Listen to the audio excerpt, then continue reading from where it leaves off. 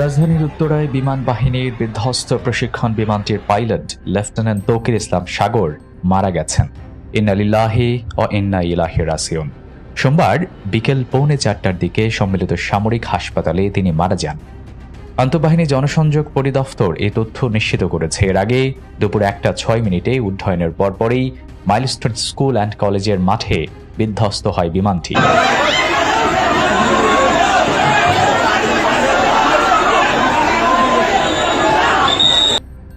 কোনো কিছু বুঝে ওঠার আগেই সবকিছু তছনছ করে দেয়। FA-BGI মডেলের এই প্রশিক্ষণ বিমানটি বিধ্বস্ত হয়ে এখন পর্যন্ত 60 জনকে বার্ন ইউনিটে নেওয়া হয়েছে। এই ঘটনায় পাইলট ছাড়াও আরও 3 জন নিহত হয়েছেন।